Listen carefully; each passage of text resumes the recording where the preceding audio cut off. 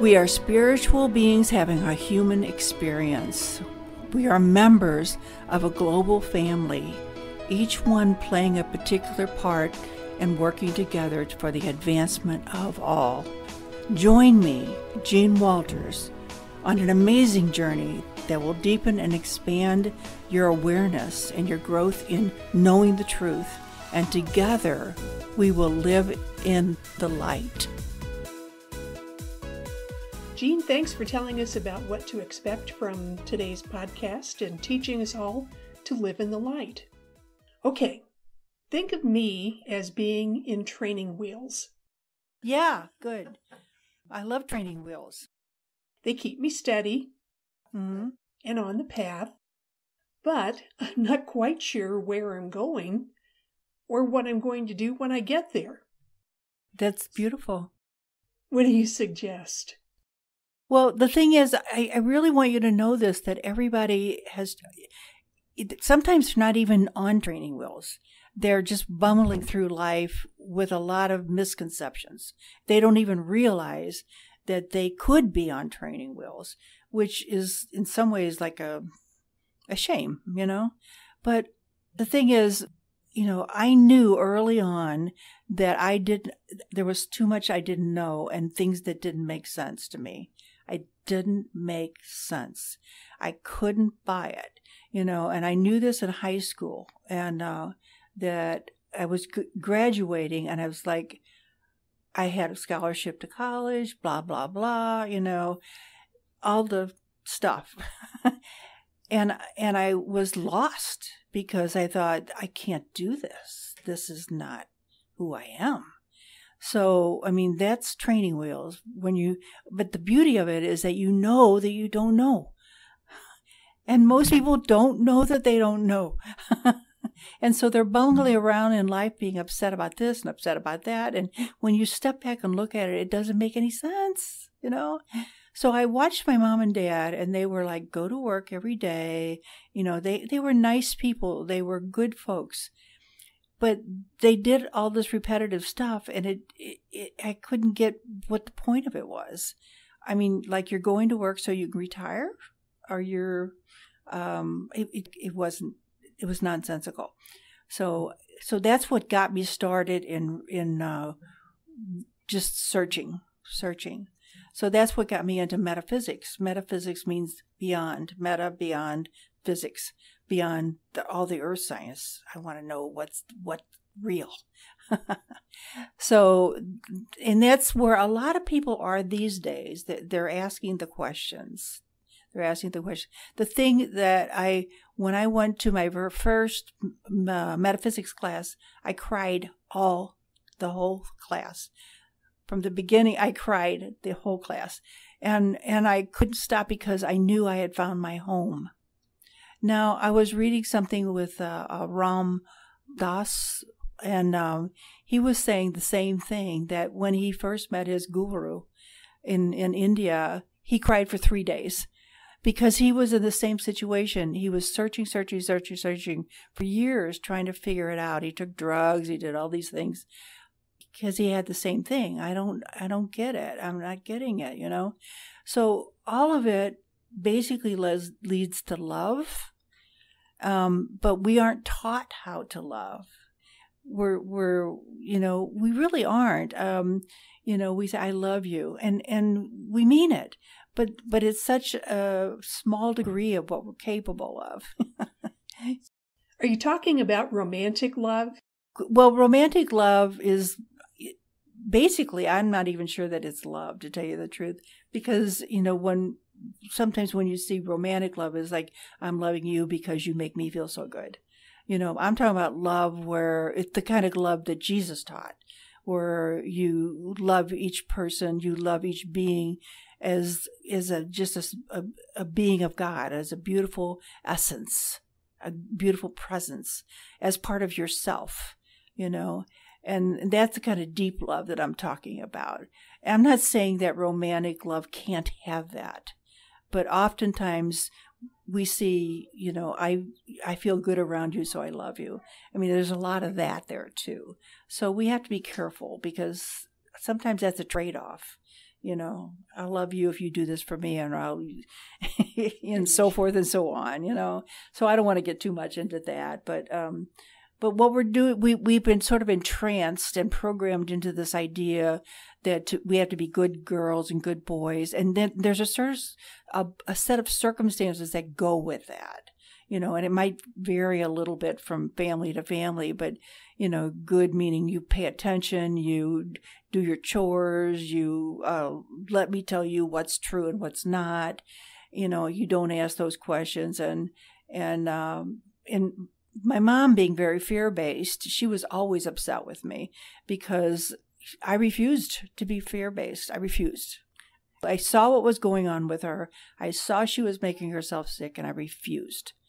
And so we would fight a lot.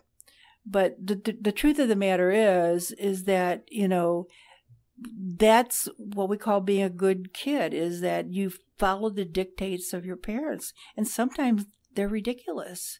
So, I like to see kids question and challenge, not in a way that they're rude or just are, unkind, but I like to see them ask the questions, because when we ask questions, we start getting answers. The mind is like a computer. In fact, I'm sure that's where the computer idea of the computer came from, is that we ask, you've been somewhere, is that, now what is that person's name? I know their name. What is their name? What is their name?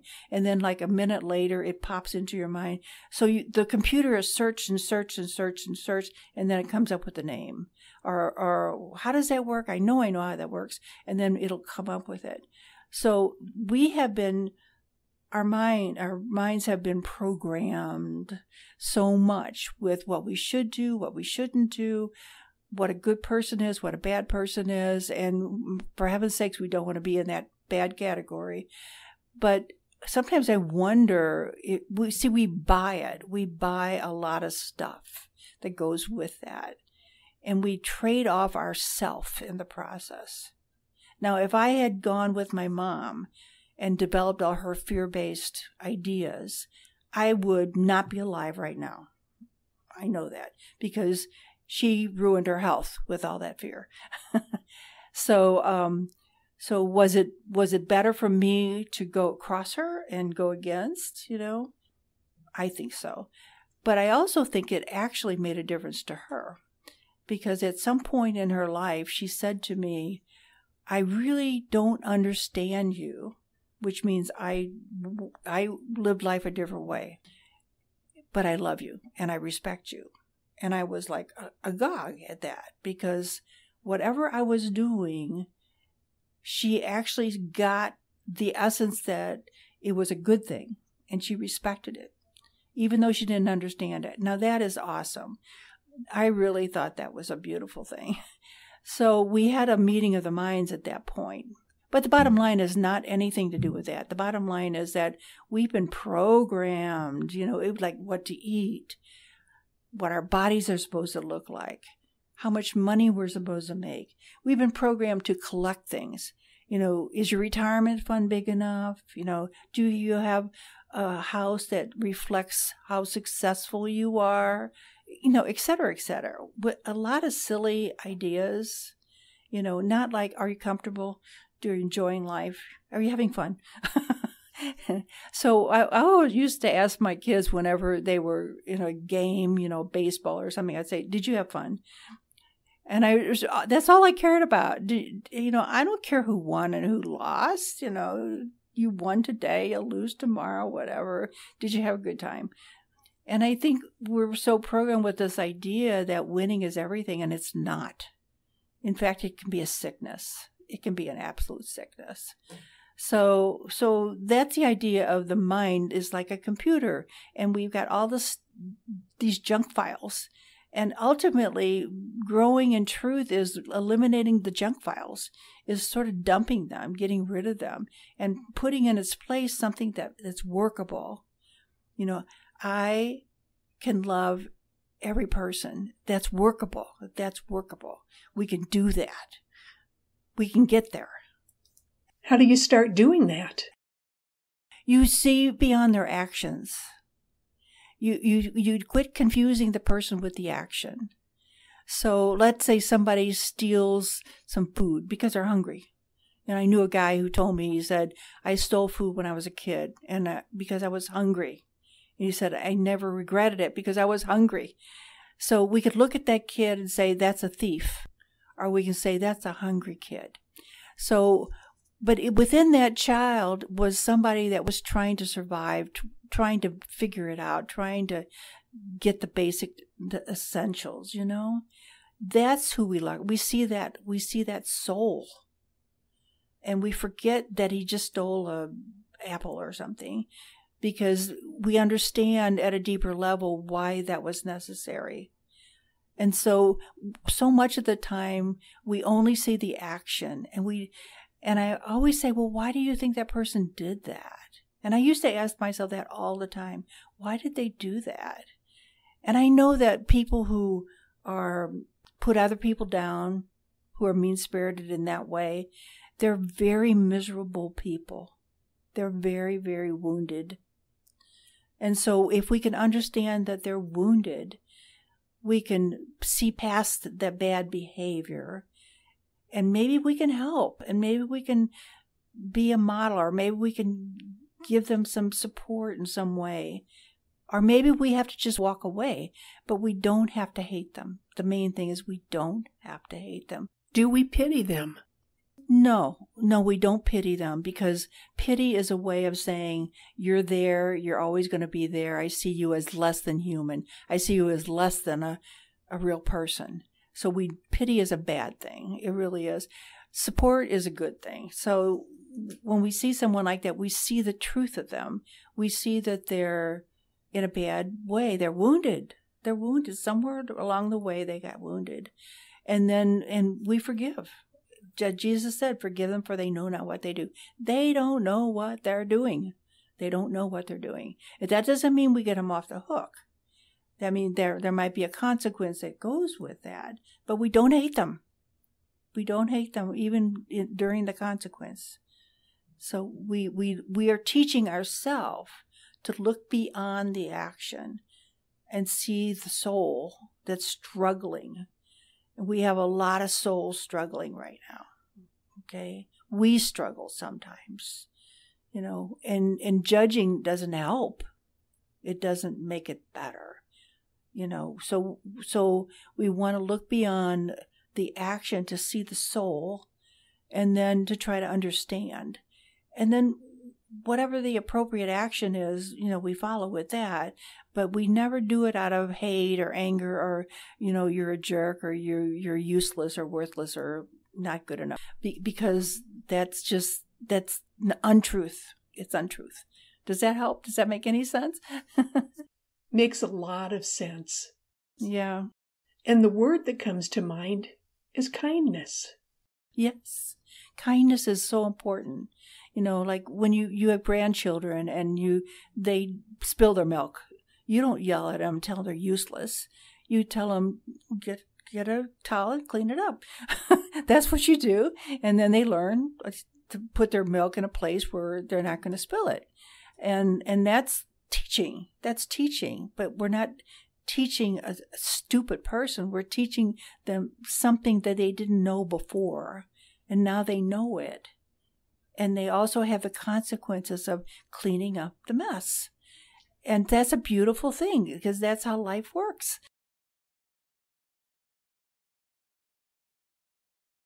They're not wounded because you don't wound them in the process. You just say, oops, you spilled the milk. Okay, well, what are we going to do? We're going to better get a towel and clean that up.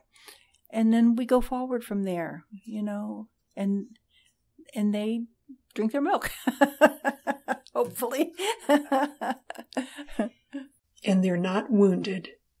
It sounds so easy, Jean. Well, it's easy because I've taught myself that, but it is easy, actually. It's just that we've been taught the other.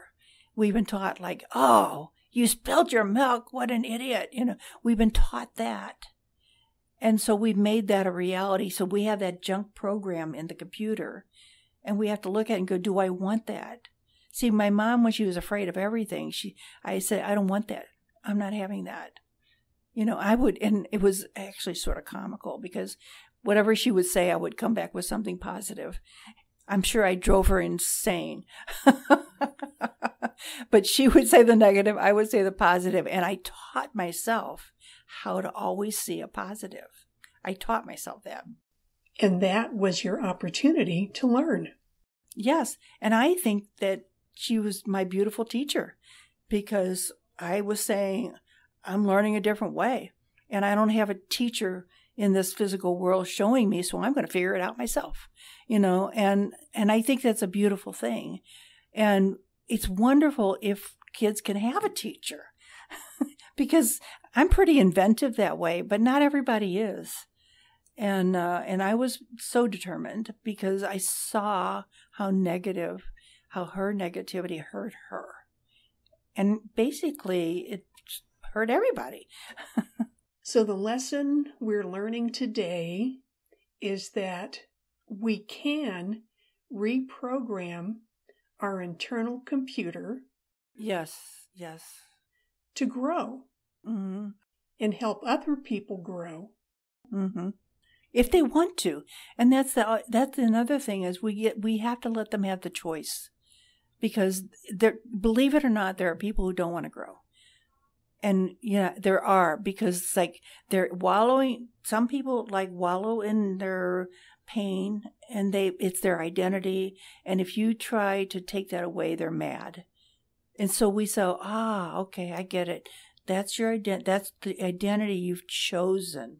My mom would have been a good example. And so, it would be mean of me to take that away from you because that's what you want right now. And so I would assume that's that's your lesson.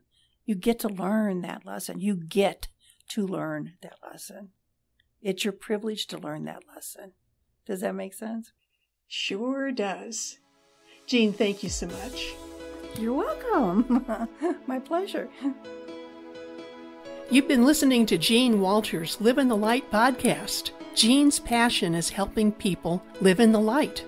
A longtime student and teacher of metaphysics, Jean aims to supply you with the tools you need to help you see the light that's within you. Jean Walters is a personal growth consultant, teacher, and lecturer. She offers dream interpretation services and Akashic record readings. Jean is also an international best-selling author of a growing library of enlightening books. Great reading for seekers and those who want to understand universal law, intuition, and develop deep understanding and personal awareness. Jean's website is spiritualtransformation.com. She offers 2 YouTube channels, at Jean M. Walters and at Jean Walters 7221. Contact Jean's office by phone at 314-566-5231. 314-566-5231. Her email address is jean@spiritualtransformation.com. Thanks for joining us for Jean Walters' Live in the Light podcast.